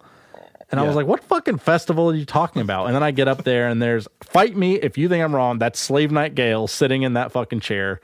It does look a lot like him, doesn't it? It is him, 100%. But he's not even there. And I'm like, what the fuck is this area? So it took me hours of gameplay to even go back to that area, because I was like, okay, this is just another place. And I didn't even fight Star Scourge Radahn until way later because I didn't have any idea or structure. So don't get me wrong, I'm not saying I want there to be a go here, go here, go here, but I feel like with the number of NPCs that this game had, and I know that they've kind of fixed this now with the NPC encounters. And I'm talking specifically like Pot Boy, for instance. Alexander the Jar Warrior. I found him naturally on my own and then hit him and got him out of the ground. And he was like, hey, I'm on my way to this festival. I had no idea that like this was part of like the storyline. So my only complaint was, in a world this big, I needed a little bit more of a direction. And I like the idea with the Sites of Grace, and the only thing I wanted was, even for the Sites of Grace, to be a little bit more deliberate and pointing me in which way to go, or have a singularity in, because they pointed in all different directions, and I didn't fully understand why or what that was, because I don't want the game to tell me where or what to do. Right. There was a pattern that it was trying to instill in me, and I couldn't understand it.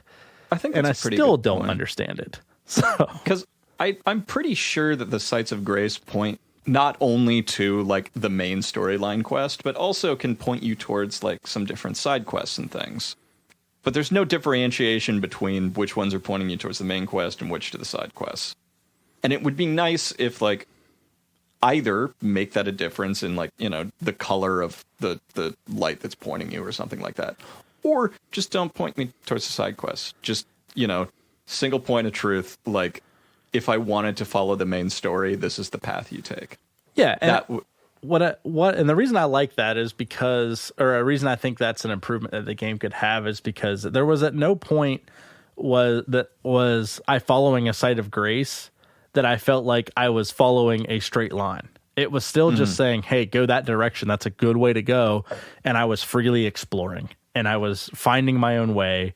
And the only thing I was doing is looking at my map and going, okay, that's like further up the line. Am I looking for another site of grace? And it afforded me the ability to go, now I'm in this area. Let's look around and see what we can find. So I didn't feel like it was limiting me in any way. So I feel like by having that more fluid sense of direction, it may have made finding the path of the story a little easier. But ultimately, that's probably really only my biggest complaint other than what we just talked about with some of the boss battles. I wish they were a little bit more intentional in their design. But ultimately, at the end of the day, I did find my way. I beat the story. I've beaten every ending that I could find, and some that I had to Google to find. But I've beaten everything I could find in this game. And now I will say there's still a few catacombs that I know where they're at. I've marked on my map that I'm like, oh God, that's all the way up on the snow mountaintops. I'm not going all the way back up there. Because I hate it up there. So I know I can warp to a site of grace 15 feet from it, but fuck that. That's a lot of work. I don't even want to scroll up to that area. That's just not what I want to do. Honestly, I really couldn't think of anything outside of maybe not so much Scarlet Rot. I did not like the Lake of Rot. I had a really hard time with the idea that you have to. I don't know how many times I died because I didn't have enough healing materials to get to the area. I had to go and farm and try to craft to get through it. So I just saved it for the late game, or like the end game. I beat the story and then came back to the Lake of Rot just to see what the fuck was around there.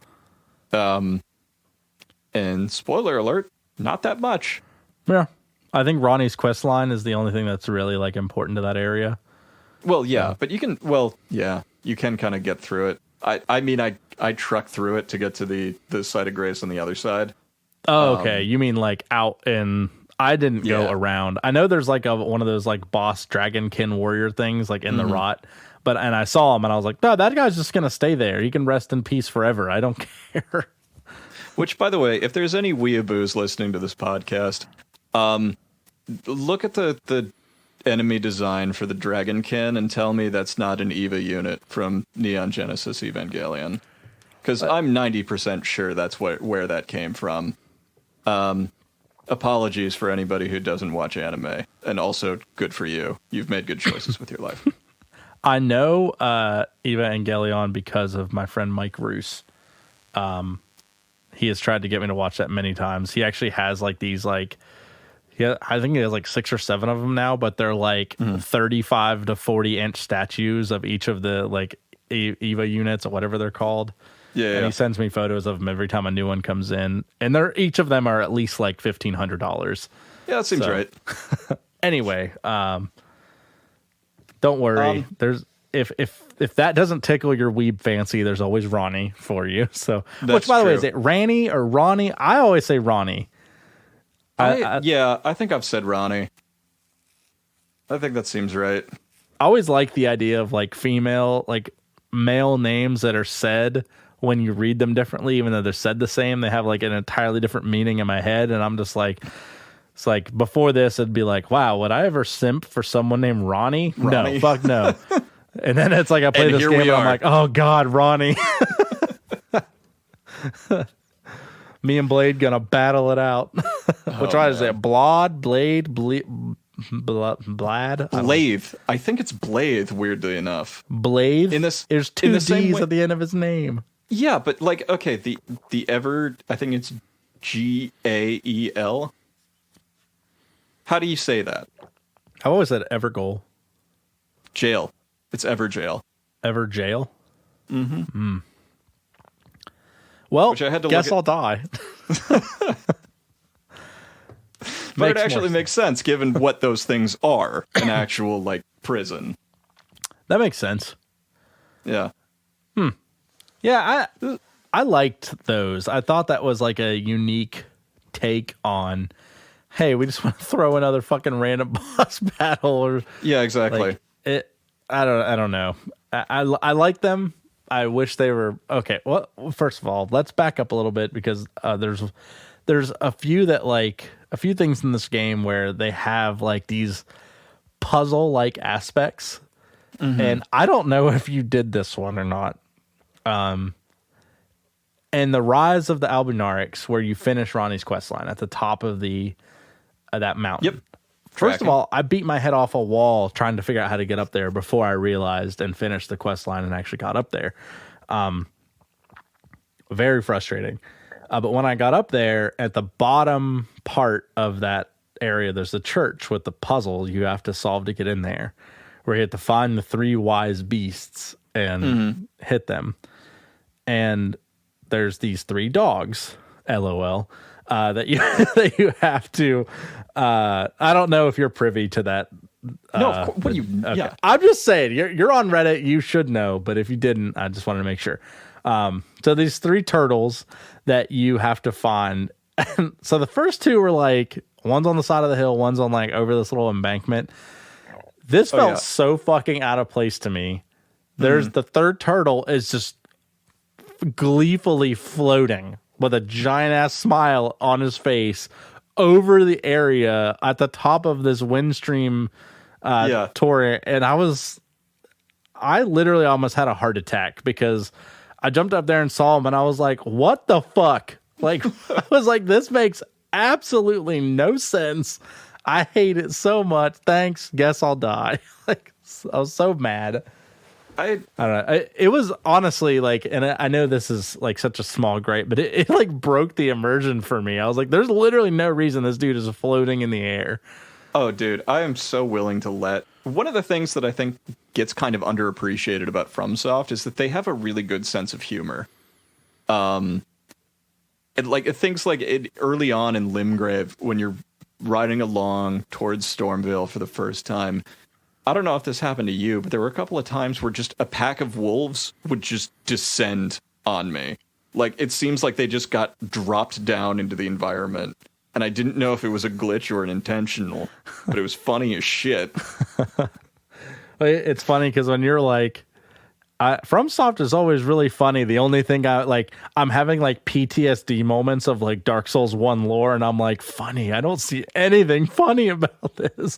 I'm like, oh yeah, Guinevere and Seath fucked and had a baby. Gwyn was ashamed, shoved it in the cell, and then they shoved it in the painted world, and you find its doll, and then you go murder it just so you can get an awesome dagger. That's hilarious. I mean, it's not funny. I mean more in terms of things like in Tomb of the Giants, like there's a skeleton shooting you with a bow, and you're like making a beeline for him, and as you get to right in front of him, behind a cliff that you couldn't see, there's another skeleton who's ready to kick you off the cliff. That's a funny ass joke. It sounds funny, but when it happens to you, it isn't fucking funny. Because inevitably 6 feet beyond that is the bonfire, and as you're falling, you're like, no! So, I know you're laughing now, but in that moment, I'm not laughing. So. Yeah, it's a mean prank, but it's a pretty good prank. Well, Elden Ring has plenty of those. There's a completely optional area in the game, and I don't know if you did this area, but I think it's in the Divine Tower of Khalid, or Khalid, or however people say it. You can actually scale the side of that building. Oh, yeah. And then go down all the way to the basement of there. And there's this Godskin Apostle at the base of that building. First of all, did that area way before I should have. Thank God there's a site of grace at the bottom of that, because I wanted to get the fuck out of there. I got my ass kicked by that boss the first time. And it's funny that you get a sense of, a boss that like, okay, this isn't me not learning the boss. I'm just not leveled for this. Oh, yeah. And mostly it's your damage output. Because and that was one of the things, I guess, since we were talking about like gripes about the game, was like, but maybe this is a good time to like transition into this. This game has like one super boss, and arguably it's just fucking broken. Because like my idea of like a super boss is like bosses that have just an insane amount of health and a lot of like insta kill moves, and just require you to actually get better at the game and at that boss and learn it to overcome it. But that's usually like my indicator of like when I come up against something is like that I hit the boss and it's like I do my normal amount of damage, but its health bar is like it barely nudges, and I'm like, yeah, I shouldn't be here yet. Like this is not. I'm not ready for this. So they did a really good job of like telling you when it was okay. And I think that's why so many of us struggled with the Tree Sentinel, was because we didn't have any gauge of like what was normal.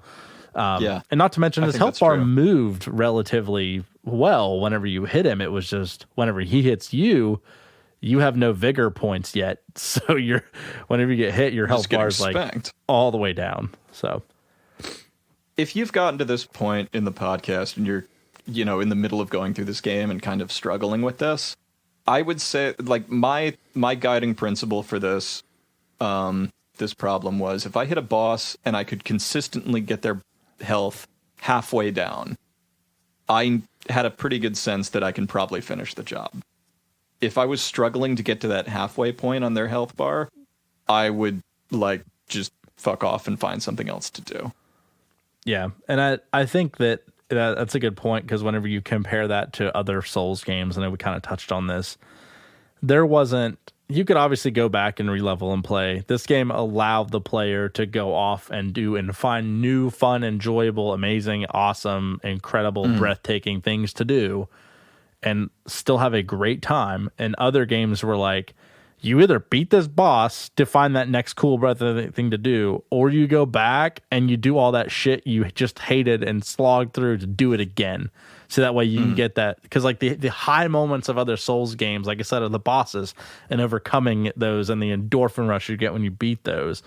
Elden Ring, you experience that endorphin rush in 7 different other ways. So beating a boss doesn't have that same like overwhelming rush of emotion as it does. And it's hard because at that point, like, is it because the bosses aren't as challenging so you don't get that feeling? Or is it just because there's so many other things the game has to offer that give you that same like amazing level of accomplishment, or like that you just don't feel it as much? I think that's a fair point. I would say, like I said earlier, this game is interested in doing different things. And exploration is much more of the focus of this game. That exploration can be really rewarding, and there's a ton of interesting things to do and see and kind of explore and immerse yourself in. But I crave that kind of handshaking sort of accomplishment endorphin rush that you got from Souls bosses that I was missing here. Again, I don't think that's them, messing up these bosses in any sort of way. Everything they do is intentional. They're just interested in giving people a different experience in Elden Ring than they were in Dark Souls. If I could get, just going back to the things I wish like my complaints about the game, I think about 30% of the bosses, and I'm going to make a Dark Souls 1 reference here, but you know how when there are a lot of bosses that you'll butt up against in Dark Souls run, like the Taurus Demon and the Copper Demon, that you'll find later on, and they are just regular enemies. Yeah. I would have much preferred that take as opposed to the repetition that you face in Elden Ring. Because there like there's a part specifically, I think it's before, is her name Selen, like the magician Selen you find in one of the ruins. In front of her room, you fight like one of those pumpkin head guys, and it's a boss, and you down it in like 3 hits. There's no reason for it to be a boss. It's just another enemy that happens to have a health bar. And I think it's okay for them just to say, hey, this is just a regular enemy, because I didn't get the feeling of, yes, I've crushed that boss. I went, that was disappointing. I was looking forward to a boss battle here. So, and I felt that a lot in this game. It happened often. So, well, I think this is part and parcel to what you get with an open world game, right? You have to sort of relinquish, as a developer or as a game creator, you have to relinquish some of the control you have over the player's experience. Things like the Capra Demon, in Dark Souls 1 is a really good example where you know that most players are going to experience the Capra Demon as a boss for the first time. Like, it's so early on in the game, and even though it's technically an optional boss, most people don't know that for their first run, and they're probably going to fuck with them. I didn't think... How do you get into the depths without killing the Copper Demon? I thought he dropped the key to the depths. He does drop the key to the depths, but if you start with the Master Key, you can go down from the very beginning to New Londo, take the other elevator back up to the Valley of the Drakes. And no shit, I did not know that.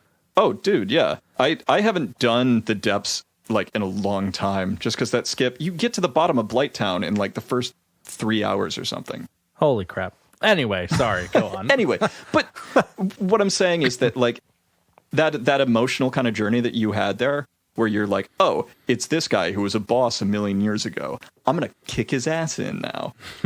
You have to relinquish that a little bit with something like Elden Ring, where you don't know what players are going to do first. You know, some people that might have been the first time they see a Pumpkinhead. So when they see another one out in the world, they might have had that experience, but there's no way to control that. Yeah, I guess that's true. But what would have hurt the... Well, yeah. I don't know. There was a lot of repetition in boss form. Yes, for sure. That I would have appreciated a little bit more variety in. However, as the lore unfolds, I'm hoping there's more of an explanation for those things. 'Cause I'm sure there's some... Because I know, like, the Misbegotten Beasts have some tie to certain factions, as do the Crucible Knights have certain ties to factions as well, that I'm not 100% privy to. I know that it exists, but I don't know what that implication is. So that would explain why there's multiple Crucible Knights or there's multiple, other people. So that's a good point. Predictions for, I think DLC is kind of inevitable. It's a FromSoft game, and we generally get at least one piece of DLC. Is there a storyline? Is there an environment that you'd like to see more of? Like, this is a shot in the dark completely, because they always find crazy shit to do with DLC. I think that the DLC... I'll give you three things here. Two of them are easy wins, because I think this is... I think that there's going to be some sort of opening the door to a type of more ritualistic or arena-based, like PvP combat. Okay.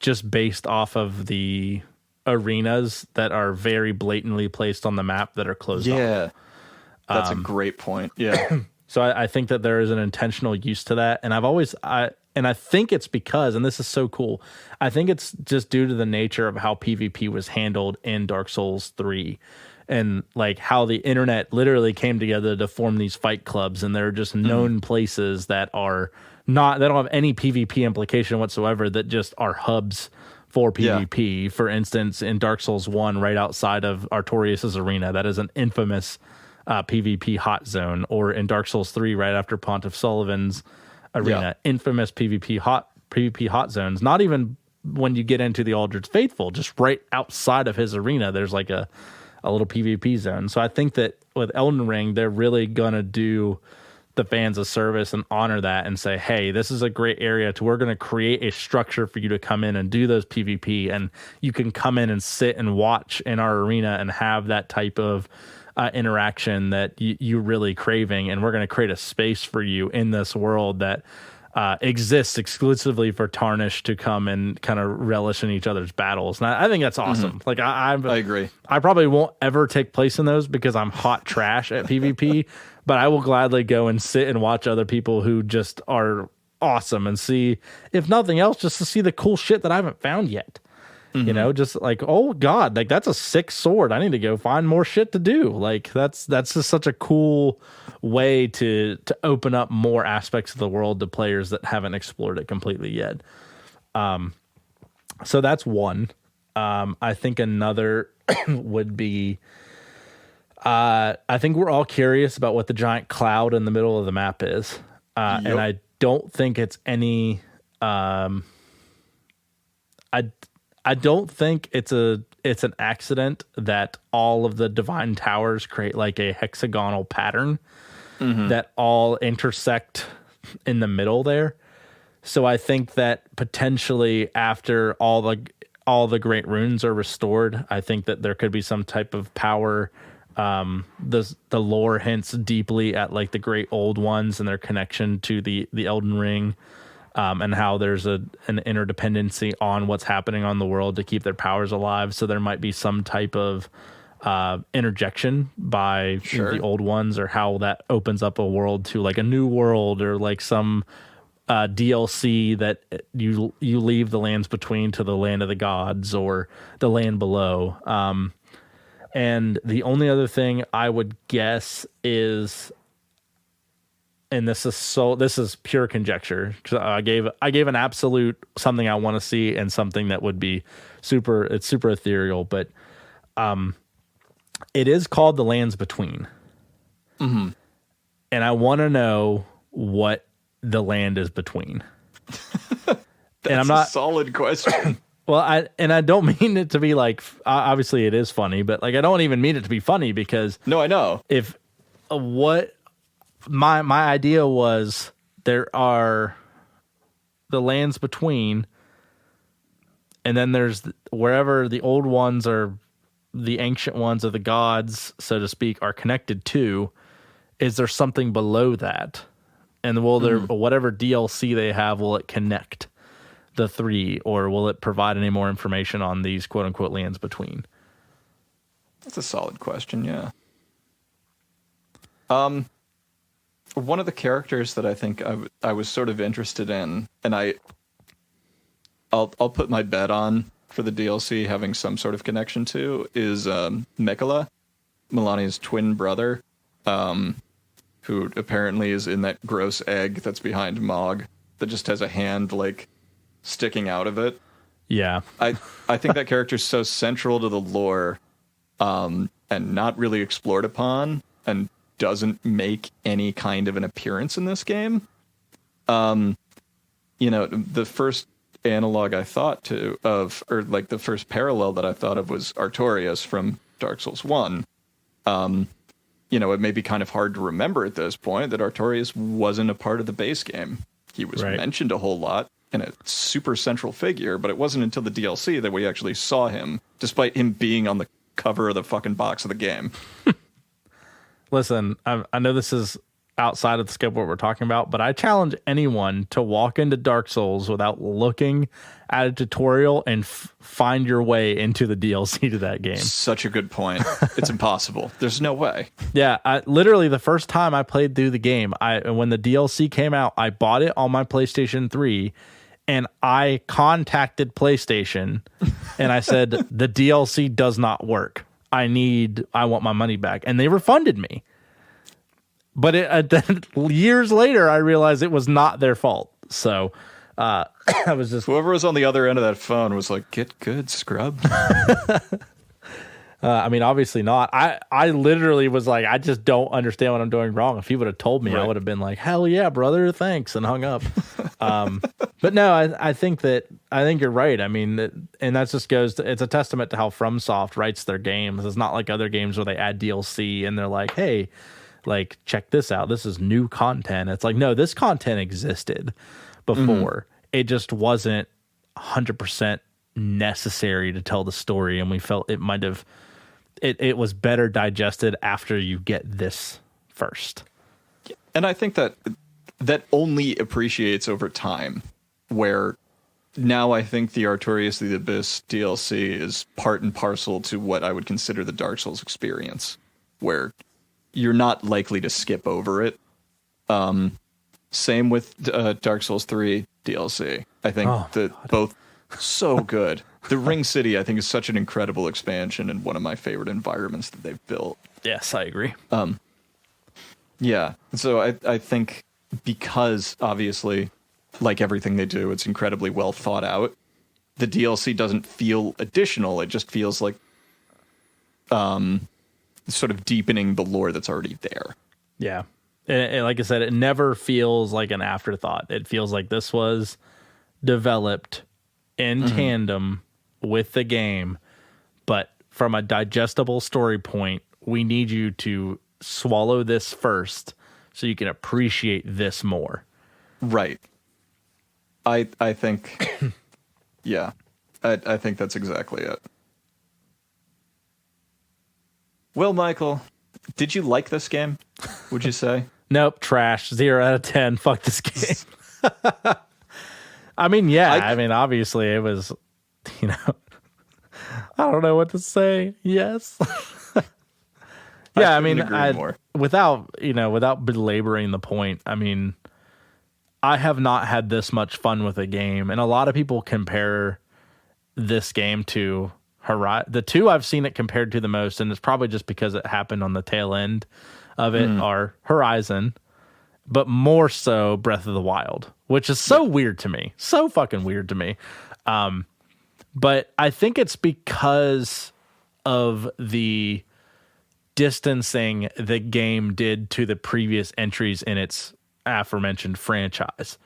Because if you look at how different Breath of the Wild was from its predecessors, and how this, yeah, that's true, how different this was from its predecessors, I think there's a lot of obviously parallels to go off on, and how Breath of the Wild did open world in such a unique way as well. But they are similar in a lot of ways. But looking at it realistically, just as a game as itself, not as a From Software game or an open world game, just pure raw how much fun I had with this. It literally has been since the last From Software entry that I've had this much enjoyment out of a game. Like there's just very few complaints. I mean, the complaints we talked about today were literally nitpicking to find things to complain about. Agreed. 100% agreed. I would also say that that's just your opinion. And there are other people out there who have a different opinion. Because now, Michael, it is time for us to talk about second opinions. Nice opinion. Just one tiny problem with it. Yes. I love this segment. I love this segment too. And this one, I'll admit to you, was kind of difficult because it turns out that the critical reviews have been fucking glowing. Yeah, that's fair. It was, so right up, for I think like a week, the highest rated game of all time. So yeah, it was. So scale from 0 to 100. Can you guess, based on critical scores, what's the average? What's the score? Or critics, you said? For critics. I think it went down since last I looked, but I'm going to say 94. 96. 96. Wow. It didn't drop that far. Holy crap. No, it did not. So looking at 84 critical reviews, the lowest that somebody gave it was an 80. Wow. I mean, so I thought 80's still pretty fucking good. 80's still incredible. And I think, honestly, if you're a really harsh critic, and you really didn't gel with this game for a lot of the reasons that we brought up, an 80 might even be fair. You know, I don't think anybody's particularly trashing the game. But guess what? Somebody kind of giving it lukewarm praise is not interesting to read. So here's what I did. What I did is I went to maybe the worst reviewer in the gaming community. And that would be the gaming community itself. I went to the I thought you were going to say Kotaku or Polygon, but that's fine too. Not even them. Oh God, it gets worse than that. I forgot. I'm trash, reviews. and I'm part of that community. I went straight to the user reviews. I sorted it, but from most helpful to least helpful, and then I went to the back page. Oh God. See, it's funny because I don't know whether or not we're really. I feel like with this game, you really do have to scrape the barrel to find it, though. Like you do, you do. So with that said, here's a couple of 0 out of 10 reviews of Elden Ring. What the fuck? And I'd love to get, because a lot of these, this one in particular that I want to read, I think starts off incredibly strong. And I think whenever you're reviewing something, it's just a general, a good habit to get into of putting out your credentials right up front. What's your experience with video games and stuff like that. So this guy at least gets that right. I've never played this game before, but it's a complete ripoff of Dark Souls and is god-awful. Honestly, a game like this, or a game like Balan Wonderworld, is better than this.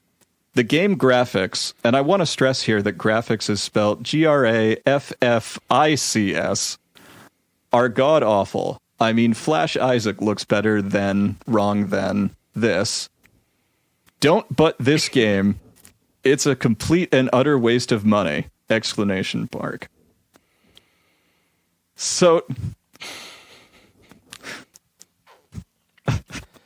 once you pull your head out of your hands, insert emotional damage clip here.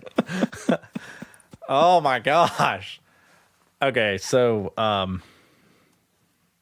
I need to say one thing, and then I'll comment on the rest. Okay. 1, play the fucking game and don't talk to me until you have. Play 20 minutes of the game and don't talk to me until you have. But part 2, I mean, it's funny because if he had led with this game is a Dark Souls ripoff, I at least would have went, well, he's pretty misguided. Not he's a fucking ignoramus. But anyway, I digress. I like starting off any review of anything with saying, I haven't played this. I start every movie review that I've done on Amazon, I start with, I've never watched this before. I mean, it's like just enough of like ignorance to make me think it's actually real. Like that's the sad thing is like at no point at the beginning and then the first couple sentences I was like, this might be like a satirical review, but then like the rest of it I'm like, I think this guy's actually serious. I just don't know what to say about it because like obviously there's nothing here that I agree with in literally any way. Like obviously Elden Ring takes things from its previous pasts and inspirations, but what doesn't? Whether it's video games or you as a human being should be learning from your past mistakes and be inspired by things to be able to move forward and create new. So I don't know. This what I get the sense that what is this guy's name again? I don't want to say it just in case people harass. No. I want to know. He has earned the right. You don't have the right, all right? You don't have the right for this review. Yeah, fair enough. Kerbo 4000. What is it? Kerbo 4000. Hey, Kerbo 4000? Fuck you. Right? You're trash. You are subhuman trash. You know what? You are maidenless, my friend. Get fucking wrecked. You're unfit to be grafted. All right, I got one more here. Give me something better than that, Max. Come on. I know, but you can't read that. I couldn't read that and let it die with me. Someone else had to experience this. That's fair. I mean, I am no stranger to the "you will suffer with me." So that's fair. All right. So this guy gave it a 4 out of 10. So a little bit more reasonable than the 0 out of 10 that we've seen. Sounds like he at least played it. Honestly tried to like the game because I did like the atmosphere and general world, but it soon became more frustrating than enjoyable. The game is grindy. Repeat bosses, glitches out in frame rate during boss encounters, looking at you, Tree Sentinel, and there is such a lack of any story, which is funny because they attach George R.R. Martin to this. Did he not bother to finish this story either? Like, really, what happened there? This game is far from a 10 out of 10. This Souls game is hard just for the sake of being hard, with little to no reward. Such trash, and I will never, all in caps never, give into hype again. Okay, first of all, he said this Souls game, and that makes me think he played others? It seems that way, doesn't it? How could you play other Souls games and think this game is hard? So what I will say is that I found the first couple hours of this game to be really brutal. And I'll chalk that up to, one, not really knowing, how to progress and sort of wandering around and getting into fights. And two, I started off as a samurai as my starting class. So I started off with a katana, a dex build that I've never done in any kind of previous Souls game before. So by far, more than other Souls games, I think the difficulty curve for this game is upside down, where it starts out as really, really difficult, and then as you learn all the systems, that level of difficulty is brought down significantly. So I'm guessing this person didn't make it particularly far into the game. That would be my impression. Is it fair to criticize George R.R. Martin for never finishing stories? Hell yeah. Absolutely yes. Yeah, I mean, I got to give it to that guy. I mean, I agree. The two things I will say that I just vehemently disagree on is, again, you give me a lot of clues that you've played other Souls games, so you know that if you want the story, you got to play the game. So, and the second part is, you also know that if you're struggling with the difficulty of the game, then this game is probably the least grindy Souls game I've ever played. I never once felt like I was grinding. I felt like I was exploring and playing the areas that the game had for me, and I was naturally leveling myself up because I was being rewarded for my exploration. I didn't consider that grinding in any way. So I really think that's a frame of mind that you have to enter whenever you're playing this game, is walk into these areas with the mindset of, having fun, if that's a good way to put it, or exploring or being interested in what you're finding, and use the systems the game has for you. So in a very constructively critical way of this review, and I don't mean this in an asshole way. It's just try not to be ignorant about the game. Utilize the mechanics that it has and take the time to learn it. And I really think a lot of his concerns about this game would be satiated relatively easy.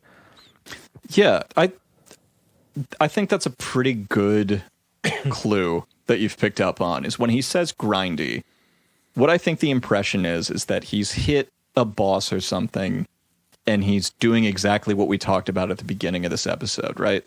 Where you're bouncing your head off of it. And rather than kind of understanding the general flow of this game as opposed to other Dark Souls games, he's seeing exploration as a means to an end, of saying, I'm going to go in this direction until I have enough souls to level up and beat this guy who's kicking my ass right now. Exactly. And you're exactly right. That's the wrong mindset for this game. It's that thing we say all the time. You meet the game where it is. And this game doesn't want you to do that, to get hyper fixated on a path forward.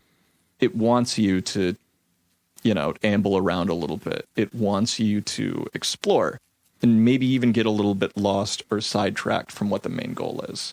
You know? Until you first get to the top of the Hallig tree and it's like, fuck you, there's one path and you have to get down it and it's impossible, so fuck you. So, anyway. Okay, and are you wrong? No. But at that point, you've seen most of the world, I'd imagine, right? I hope so. Fuck. Yeah, Jesus Christ. But yeah, that whole area just kind of holds you down and fucks you, doesn't it? It does. And just to get back to this review, honestly, and I don't mean this in a pedantic way, but I genuinely feel sorry for anyone that can't find the rhythm to this game. There should be an Elden Ring support hotline number on the back of the game case, because it really, I'll go as far as to say this is probably one of the best games in the last 10 years to come out. Yeah, I think that's totally fair. And it has already proven itself to be accessible beyond belief by so many different lovers of so many different genres of games, and it has something for literally everybody in it.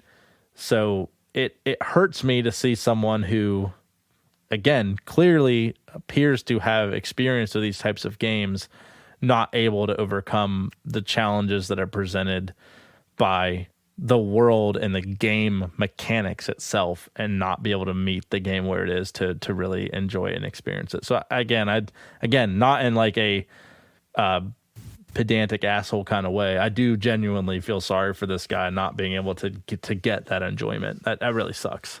Yeah. So fuck you, because that's a terrible review. So, well, I think it's difficult too, right? Because I think FromSoft has put a lot of love into this game in giving you so many options. The way that FromSoft has kind of stepped around this question of like, do their games need an easy mode, is giving you so many tools to mitigate that difficulty. You know, summoning other people is an easy mode. Using magic is an easy mode. There are ways to get through the game that are built into the mechanics, rather than just like this sliding scale of, you know, how hard do I want the enemies to hit me? Mm-hmm. I will say, if you're somebody who loves these games and, you know, has a deep appreciation, and maybe you've been playing them for a long time, and you're thinking about telling somebody that they didn't really beat the game because they took advantage of those tools, fucking stop doing that. I agree. Oh my gosh. This is why when you do gatekeepy shit like that, so many people call for an easy mode, because they're sick of being told by assholes like you that they're, you know, somehow cheating by using the tools that the game gave you. You know, if you need to use like the mimic tier to get through a boss, fucking do it. Seriously. That's why it's there. If you need to summon other people, go for it. Yeah, there's no right way to play these games. Imagine paying $60 for a game and then allowing someone else to tell you how you can and can't play it. Yeah, like exactly. It's ridiculous. I agree. And like being part of like the Dark Souls community, like official quote unquote Dark Souls community on Facebook, where there's like 70,000 people there, and with like probably 1,500 posts a day. And arguably that people bitch about your PvPs, and people bitching about whether, you know, certain builds are trash. Oh, you're using the Rivers of Blood and the Blade of the Moon or whatever, blah, blah, blah. And that's trash. That's easy mode. And it's like, if you want these games to be successful, like outside the bounds of whether you think other people, just because you got rocked by someone in PvP that had those things, doesn't mean you need to go and bitch about it. But even outside of that, let people experience the game and have fun with it, because that ultimately is going to expand the community. It's going to bring more people to the game. And obviously you love this game if you're fighting that hard for it. Let it thrive and let it flourish. Yeah. Stop gatekeeping Souls games. And that's pretty much it. I want to talk about one thing that you and I had talked about on Gurus whenever we were together, whenever we were discussing the easy mode thing. I think it fits really perfectly right here in the gatekeeping conversation. And I'm going to ask you the question, because I love the way that you phrase it, so I'll just kind of let you rephrase it. Whenever someone who plays Souls games, whenever you're like, oh, I had this experience, and I really had struggled with this, and I give up. Whenever someone tells you to get good, it is not, we're not gatekeeping Dark Souls. What does that mean to you whenever you tell someone to get good? I think get good is kind of shorthand for, like, there is such a skill gap between when you're starting out in this game and where you will eventually get to. There's no real concrete advice you can give to somebody other than to keep interacting with a game, to keep going.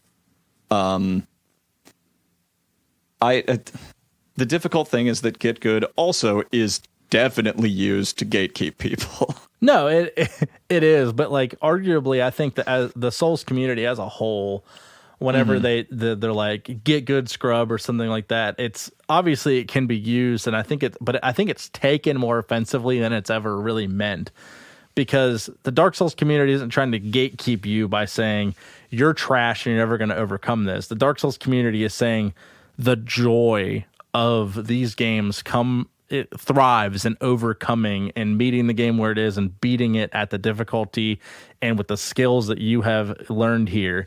You need to get good and overcome that. And whenever you do that, you have the ability at that point to say, I did this. It doesn't matter if you summon someone. It doesn't matter if you fucking used your mimic tier. It doesn't matter. You did it. And that's what get good really means. It means you met the game where it is and you fucking got good. Good for you. Every one of the bosses in any of these games, no matter what, are going to throw loads and loads of bullshit at you. You throw whatever bullshit you need back. Fact. That's a great like summation point. Just you know what? Fuck you. Not even the bosses. Everything you encounter will throw literally everything. You throw it all back. Yeah, that's exactly it. But I really like this episode because, it really is out of the norm and tradition for the other episodes. And like I said, it's kind of out of order from, where the other ones are. For sure. And I think there's been a few things that we've referenced that we've talked about that will come in the future, even. So just be prepared for that. But the reason I bring that up is because I like the change in variety and the change of pace, and I arguably think that anyone who would go out there and would find this episode could enjoy this episode wholeheartedly, whether or not they've played through Elden Ring. And really can take away something for it. I don't think we've spoiled really anything other than maybe a few character names. Yeah, that's true. It was a little bit of a looser structure on this one, and I think that was important, because we could go down the rabbit hole talking about little nitty-gritty details. But, I'm really curious if you're listening to this episode and maybe you're going through Elden Ring for the first time. Maybe it's your first Souls game, Discord's open. I'd really like to hear what other people are taking away from this game at this point, especially because it is so new and it is kind of a landmark moment for video. I mean, Game of the Year has got to be wrapped up, right? I really don't even think it's a question already. Like, I can't think of a single game. Sounds like you haven't played Kirby and the Forgotten Land yet. Yeah, you're right. I probably won't either. So thanks, Nintendo, for that quote unquote gem. No, I like that you bring that up because I think that with Elden Ring, there's just the culture for gaming right now is so unique in the way that there's like 3 different ways to experience Elden Ring. There's as a first time Souls player, there's 4 different ways. A first time Souls player, a veteran, quote unquote, Souls player. There are the people who have played other Souls games that are watching people play Elden Ring. And then there's people who have not played any Souls games or experienced any Souls content who are imbibing this via Twitch or some other streaming platform or YouTube. So I'm curious, like I said, even with the Discord or Facebook or anything, for those people, because I know I have friends out there, like Mega, for instance, doesn't play Souls games, anything like that, but has watched probably countless hours of me and my friends play this game. So, like, even from that perspective, like, how are you ingesting this game? Like, does it seem interesting to you? What's the, like, your threshold for tolerance on this game? Right. With the limited structure and view you have to it. So I like that there's just multiple ways to look at this. So I'll be curious to talk about all of them. Absolutely. Any closing thoughts here, Michael? On Elden Ring or just as a whole? Let's say as a whole. Yes. Speak just because we were just talking about the Discord. We've had one episode out and our Discord is like bustling with like the 20 There's or a so lot of people activity that are in there. And it's just really cool because like people are sharing like video games that they're buying and people are, talking about, a lot of Metroid conversation because that was our the only episode that's been out up to this point. But a lot of, podcast discussion, a lot of just day-to-day conversation, making fun of people that you know and don't know, and all that kind of just typical Discord locker room talk. So I would invite you, listener, to click the link below and join. If you don't know what Discord is, it's a free conversation. Just imagine AIM, if you're old enough to remember that, just an all self-contained application on your phone. If you're not, it's a chat system. So honestly, if you're sub 20, 28, 27 years old and you don't know what Discord is, there's probably bigger issues there. So, but I've had such a blast recording not only this episode, but like every episode that we've done, and just getting this show ready and gearing myself up for episodes, like mentally, because it just allows me to just, I know Daniel hates this, but just gush about the You leaned into the mic for that one too. Gush. Gush. There you go, Daniel. That's for you. We cater to our audience here at Post Game Content. But no, it's been great, and the reception to the show right off the bat was pretty fantastic. So right now, it's probably going to be over by the time this episode launches. But this is something I want to do more of, so just keep an eye out on it if you're a listener. We're doing a giveaway for a copy of Metroid Dread, and there will likely be ones in the future to where if you listen to the episode, let us know your favorite thing, like and share our social media posts, things of that nature, and be active in the Discord. We'll be giving away copies of like video games, Steam keys, all that kind of stuff. Right now we're doing something in the Discord. If you leave a review for the podcast, and then post evidence of your review of the show, whether it be on Facebook or whether it be on like Apple Podcast, we are doing, not only do you get 500 of our PCG coins, or PGC coins for our server, which will be used at a later date for our up and coming economy system and our Discord server, but also you'll get a random Steam key. So if you play on PC, that'll be really cool and useful for you. So a lot of cool stuff that we're doing, and a lot of Discord is going to be like our primary avenue. So, and if you don't use that, follow us on Facebook. A lot of that will show up there too. We also have a Twitter account. We do. So use that if you use Twitter. I personally have like never used Twitter ever. So there's that too. So don't expect much. I'm letting Max run the Twitter. We'll just say, that. It's mostly just going to be porn gifs. So, come on by, check that out. Hell yeah. No one. Also, we'll just retweet everything the Make a Tarnished Guy posts. So, no, so that, just all humor aside, I have had a lot of fun with like new ideas for the show, and I would love to hear more other ideas that you guys have, and also just the interaction, especially with this episode. I mean, Max and I we literally sidelined our mainline content to, one, talk about Elden Ring, and two, put Elden Ring episode out before anything else because of how excited we are to see and hear the reception to Absolutely. This. So very excited, and just let us know. That would be my quote unquote last closing comment. Join the Discord and talk to us, you pleb. Definitely. And for this episode, and this is something that I want to do going forward, a couple of the video essays and articles that I mentioned in this episode, I'll put links to them. So if you like Dark Souls content, there's 1,000 great creators out there. If you've seen all that shit and you're still like, I really want more Dark Souls content, I would consider reading Berserk. It's the manga that basically inspired the entire game series and is worth checking out. With that being said, Michael, you know what I'm going to ask? Please hit us with that classic post-game content sign-off. Awesome. Good night, everybody.